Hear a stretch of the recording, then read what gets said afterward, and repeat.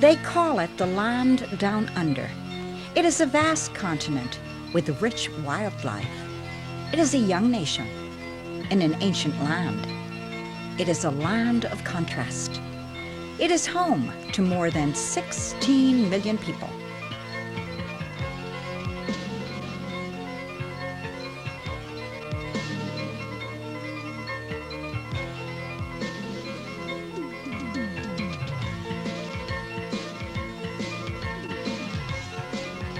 The land is called Australia.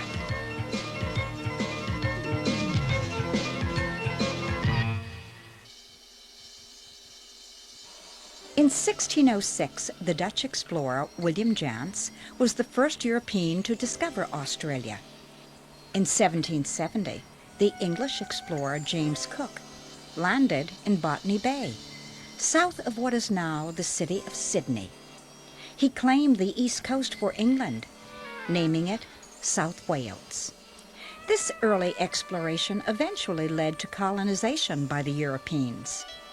This early colony, however, was quite unique, being composed almost entirely of convicts. The convicts were sent to Australia to relieve the overcrowded British prisons. A prison camp was set up on the shores of Sydney Harbour. The influx of prisoners continued until 1868. When it ended, more than 160,000 prisoners lived on the continent. Poor immigrants also traveled to Australia in the hope of improving their lives. Many of their hopes were fulfilled when gold was discovered on the continent in 1851. The colony was suddenly rich. And the gold rush was on. People from all over the world came to Australia to hunt for gold. These fortune seekers were called prospectors. In many ways, Australia's gold rush paralleled the gold rush of 1849 in the United States. In 1848, gold was found in California. News traveled fast, and by 1849, the American West experienced a population explosion. Towns sprang up. The population jumped from 5,000 to 85,000 in a matter of a few years. During its gold rush, Australia experienced a similar population explosion. The population rose from approximately 400,000 in 1850 to over 1 million by 1860. The tremendous increase was a direct result of the gold rush. These colonists and prospectors found a land quite unlike any they had known before. The land was flat and vast and stretched into the horizon as far as the eye could see. Climate was one of extremes, hot and arid in the deserts, colder in the mountain regions. There was also the Aborigines. The Aborigines were native Australians who lived on the continent for more than 40,000 years.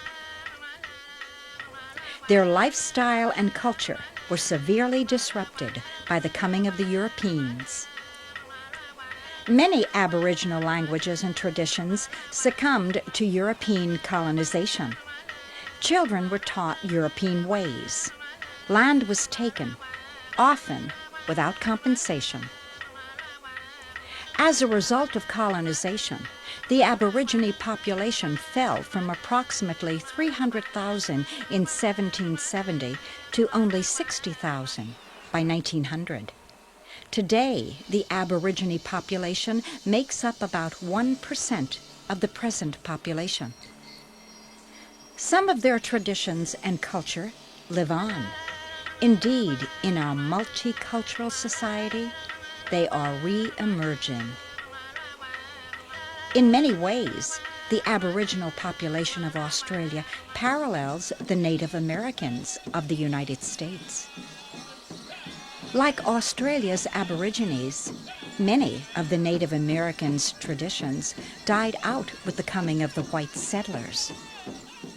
Today, Native American traditions are also experiencing a reemergence in our multicultural society.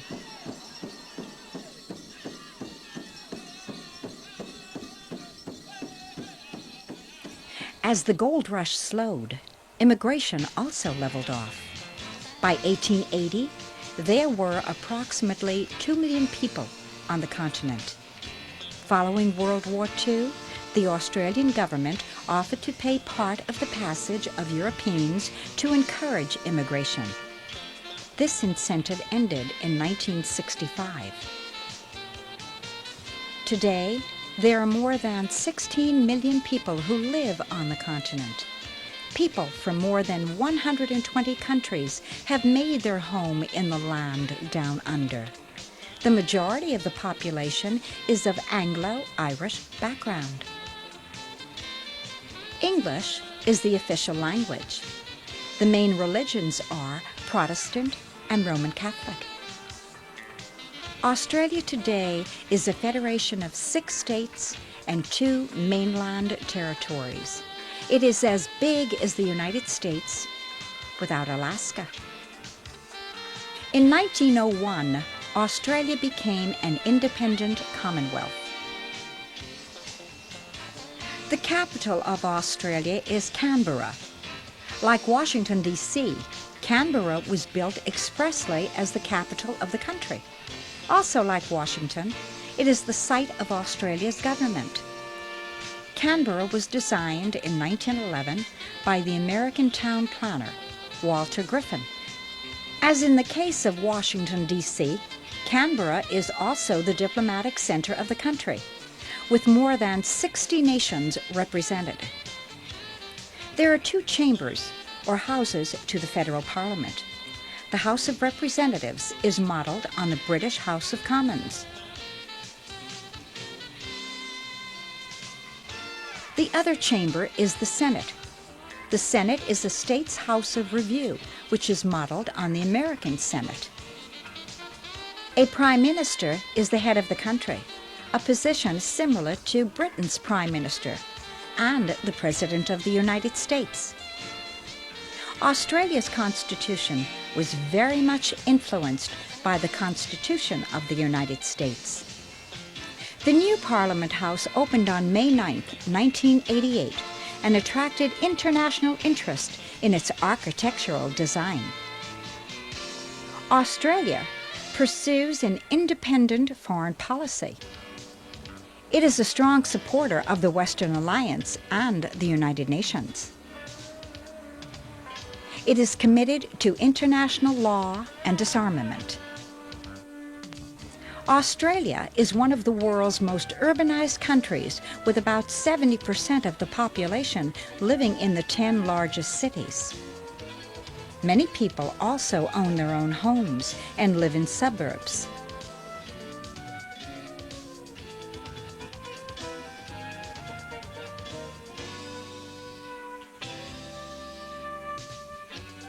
The majority of the labor force is wage and salary earners.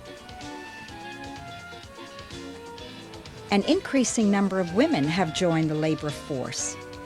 As in other countries, laws have been adopted to prevent discrimination in the workplace.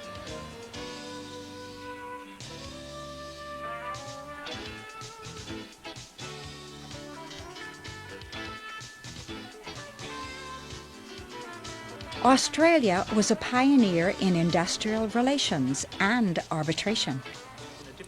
It was one of the first countries to have an organized legal system for solving industrial disputes. As to to have proper regard for the responsibilities of leading hands.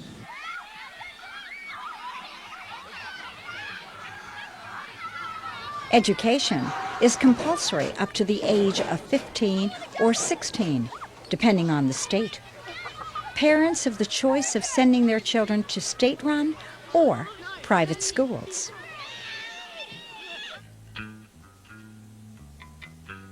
Federal and state governments finance school programs to increase understanding of the many different cultural backgrounds of the Australian population. Indeed, Australia is a rich, multicultural nation. What do you think my name is? I wonder if you know. My name is QM. Hello, hello, hello. Terrific. While the vast majority of the population live in the cities and suburbs, a small portion resides in the remote areas of the continent known as the outback.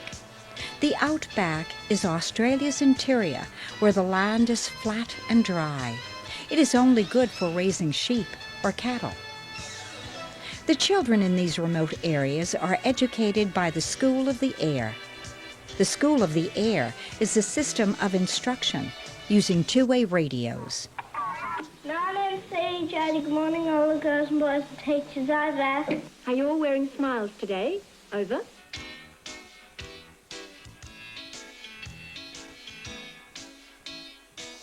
Australia has 21 universities and more than 40 colleges of advanced education.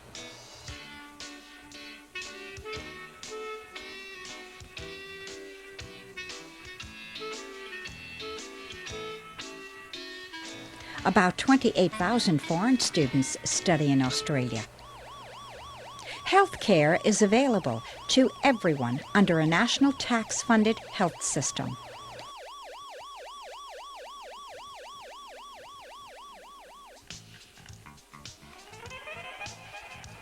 The federal government supports medical research.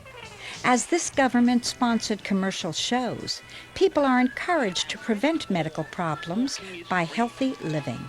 Try it today. Here's a simple walk to start with. Stand up, walk over here, and turn off the telly. And then go for a walk outside. Go on.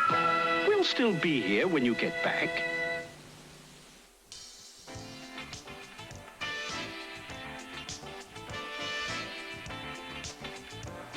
Australia's principal industry is manufacturing. Exports are vital to its economy. Its main exports are paper, plastics, and transportation equipment. Rural exports make up about 35% of the country's total exports and include wool, beef, sugar, wheat, citrus fruit, and rice.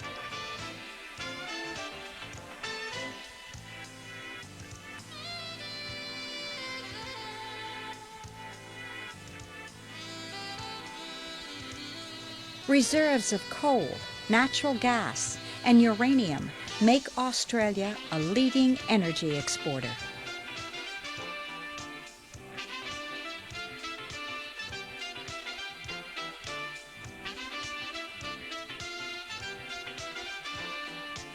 Australia is also one of the largest producers and exporters of iron ore.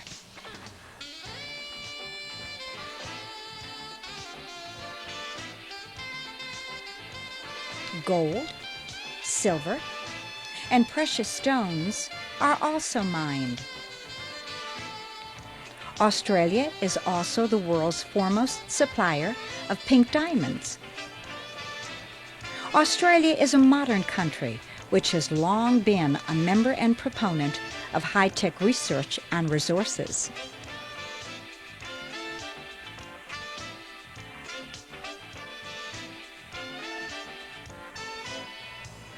Its use of high-tech equipment has not only revolutionized the medical and manufacturing fields, but agricultural and mining operations as well. 2 Australian scientists are numbered among the Nobel Prize winners. The Walter and Eliza Hall Institute of Medical Research in the city of Melbourne is recognized as a world leader in immunological and cancer research. It is also recognized as a leader in the development of the bionic ear for the profoundly deaf children.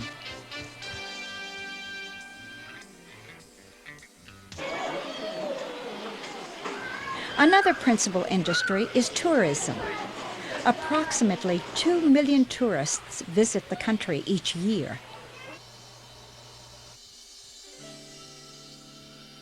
In many ways, these tourists, like the early colonists to Australia, find a unique land, one which they have never known before, a land rich in contrasts and cultural diversity.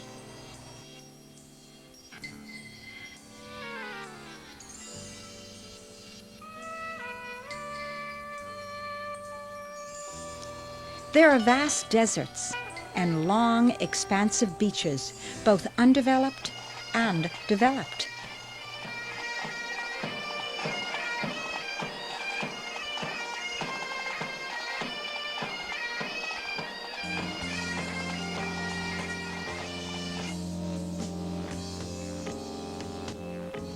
Behind the cities, the Australian bushland stretches into the horizon.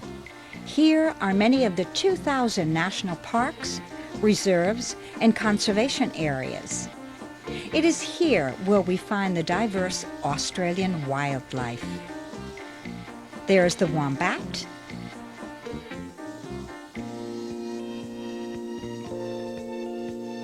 the platypus, the kangaroo, of course, and the koala bear, and many others. Of all the continents, Australia boasts the most unusual assortment of plants and animals.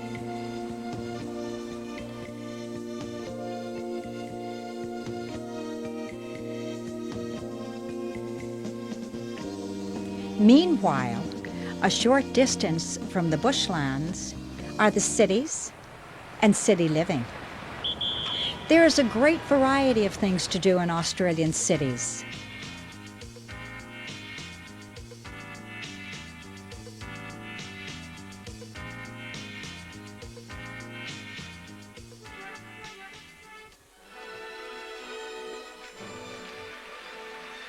The government heavily supports the performing arts.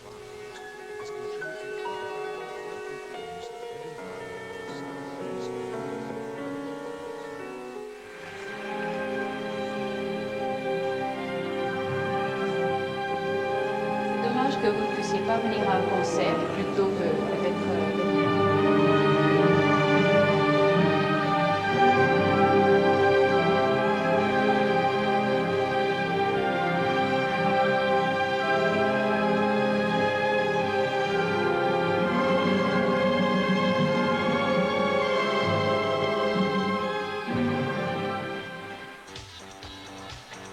Hot summers and sandy beaches make swimming the nation's favorite recreational pastime.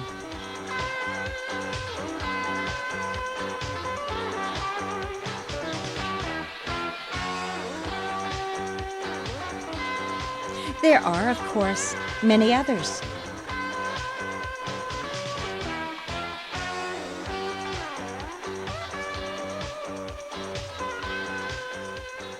Including baseball. One of the few homegrown games is Australian football, a mixture of Gaelic football and rugby. One back, Dunstall, beautiful strength, over the shoulder, what a goal! Dean to the front to McClure. Hunter at full forward with Mew.